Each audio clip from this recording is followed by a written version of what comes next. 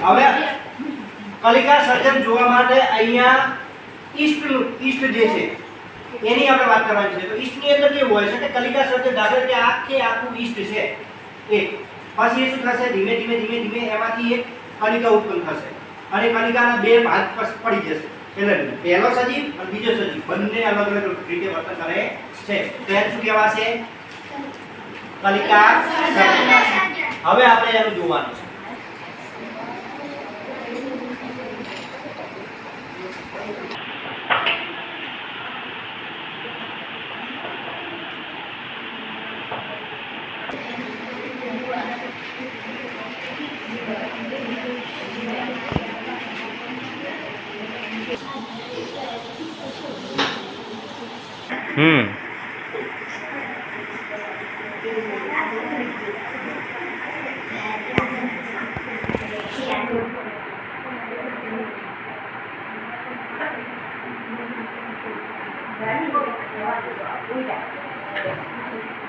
પાણી રેડ્યું ભાઈ કલમ કરી. હવે ધીમે ધીમે છોડની અંદર વિકાસ થશે.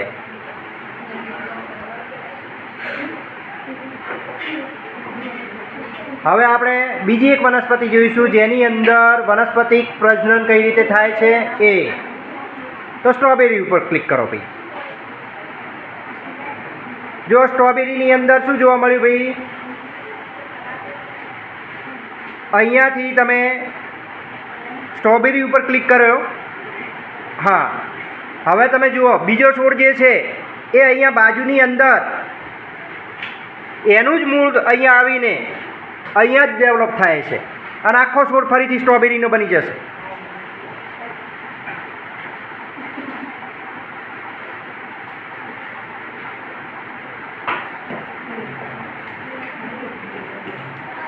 શું થયું ભાઈ?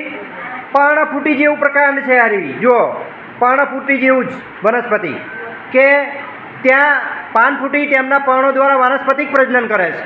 પર્ણની કિનારી પરના ખાંચા પર કલિકાઓ વિકાસ પામે છે. જ્યારે આ પર્ણોની કલિકાઓ જમીન પર પડે છે ત્યારે નવા છોડનું નિર્માણ થાય છે. હવે કયો? તો આ જે છે તે.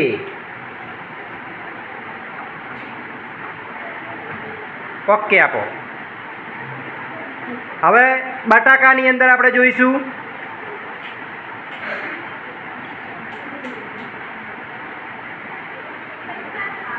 બટાકાની અંદર શું આવે છે? આંખ.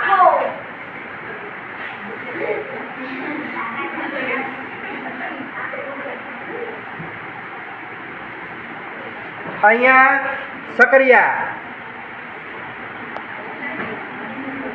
જો સકરિયાની અંદરથી મૂળ જે છે એ બાજુમાં જાય છે અને ફરીથી ત્યાં નવો છોડ ઉત્પન્ન કરી શકે છે.